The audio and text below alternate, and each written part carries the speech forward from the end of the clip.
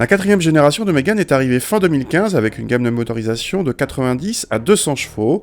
Voici la plus modeste d'entre elles, le diesel de 90 chevaux, associé au deuxième niveau de finition appelé Zen. Autrement dit, on est loin de la version haut de gamme ou sportive, ici pas de 4 roues directrices, pas d'écran central vertical, ni de mode de conduite. Pour autant, dans cette version presque de base, cette Mégane soigne déjà son look avec sa signature lumineuse à LED. La finition Zen octroie également des jantes alliages 16 pouces de série et les antibrouillards sont de série sur toute la gamme. A l'intérieur, pas d'écran vertical sur la console centrale donc, mais un écran central tactile de 7 pouces qui commande la radio ou le Bluetooth, mais le GPS est en option, de même que certaines aides à la conduite, dont le freinage automatique d'urgence. La qualité de présentation est flatteuse dans la partie supérieure de la planche de bord, mais décevante en dessous. À l'arrière, l'habitabilité est un poil plus généreuse que celle de la 308.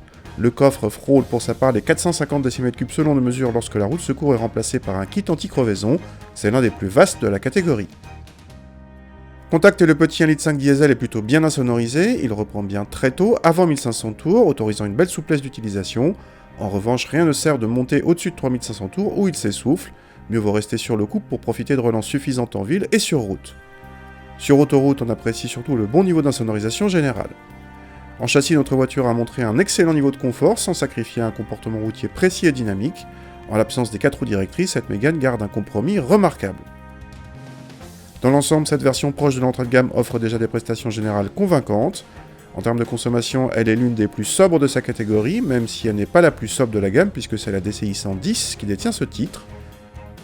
Côté tarif, notre modèle DC à 24 000 € se montre assez raisonnable vu l'équipement décent, et très proche de la 308, directement concurrente.